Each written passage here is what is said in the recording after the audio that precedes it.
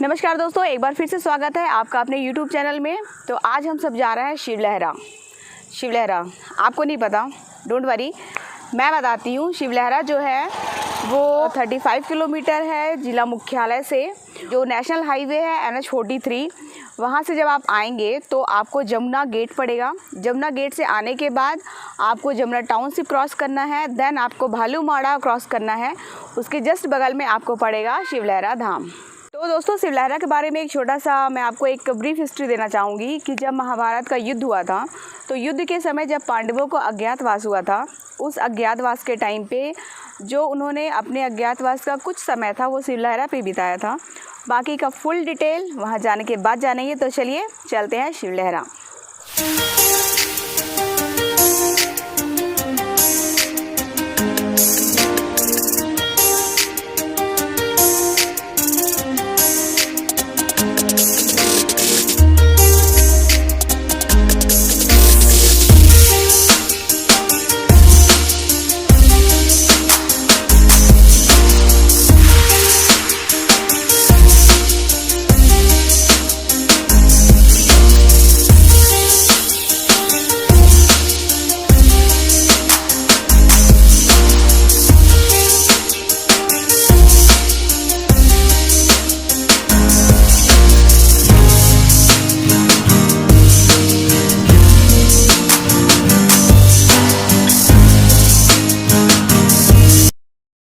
दोस्तों, हम आ गए हैं शिवलहरा।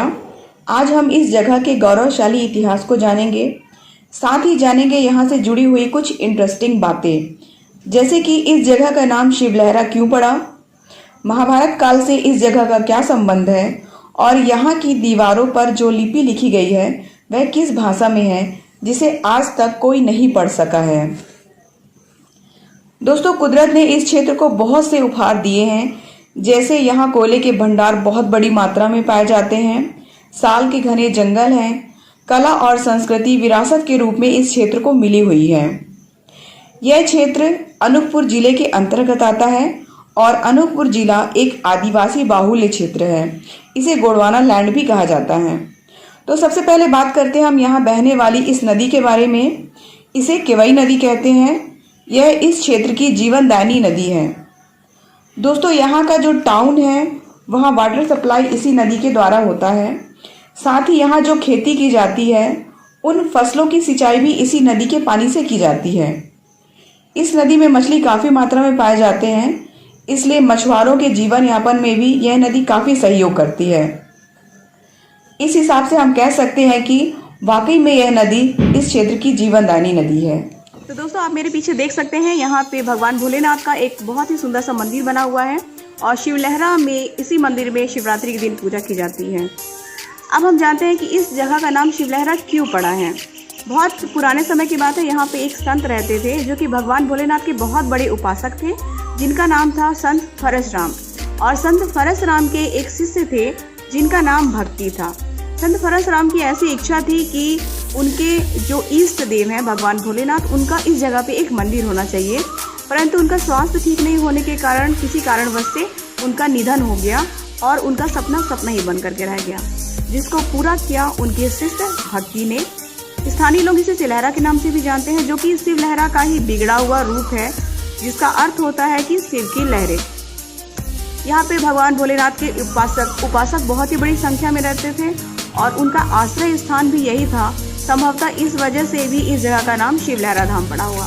तो चलिए अब हम चलते हैं बहुत ही प्राचीन और मुख्य आकर्षण का केंद्र शिवलहरा की जो मेन गुफाएं हैं वहाँ पे। चलिए दोस्तों, यह है शिवलहरा की अत्यंत प्राचीन और रहस्यमयी गुफाएं, जो कि यहाँ के आकर्षण का केंद्र बिंदु है। महाशिवरात्रि के दिन यहाँ 2 दिवसीय मेले का आयोजन किया जाता है। ऐतिहासिक दृष्टि से शिवलहरा गुफाओं का संबंध भारत के अत्यंत प्राचीन और गौरवशाली युग से रहा है। ऐसी मान्यता है कि प्राचीन काल में यह क्षेत्र विराट देश के क्षेत्राधिकार में था और विराट क्षेत्र प्राचीन मत्स्य देश का अंग माना जाता था। द्वापर युग में जब पांडवों को वनवास हुआ, तब वे वनवास के दौरान अपने अज्ञातवास का समय यहीं पर छिप करके बिताए थे।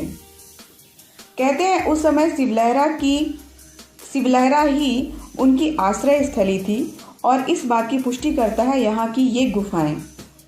शिवलहरा में कुल 5 गुफाएं हैं। इनमें से 2 बड़ी गुफा हैं और शेष छोटी गुफाएं हैं। इन बड़ी गुफाओं में प्रवेश करने पर छोटे छोटे कमरे दिखाई देते हैं जो आज पूजा स्थल के रूप में हैं। दोस्तों, यहाँ पर भगवान बुद्ध की खंडित मूर्ति भी देखने को मिलती है। यहाँ की दीवारों पर जो लिपि लिखी गई है इसे आज तक कोई नहीं पढ़ सका है। अनेक शोधकर्ता आए, पुरातत्व विभाग से लोग आए और शोध किए। कुछ का कहना है कि यह लिपि शंख लिपि है, किसी ने कहा यह खरोष्ठी लिपि है, तो किसी ने ब्राह्मी लिपि बताया। परंतु इन लिपियों में कौन सी बात लिखी गई है यह आज तक नहीं पता चल सका, जो कि एक रहस्य का विषय बना हुआ है। इन लिपियों का संबंध बौद्ध अनुयायियों से भी रहा है। बौद्धों के समय कला की प्रणालियां काफ़ी विकसित हो चुकी थी, जैसे कि स्तूप और मूर्तियों का निर्माण पूर्ण रूप से विकसित हो चुका था। इन गुफाओं के निर्माण का उद्देश्य बौद्ध धर्म के प्रचार से भी था।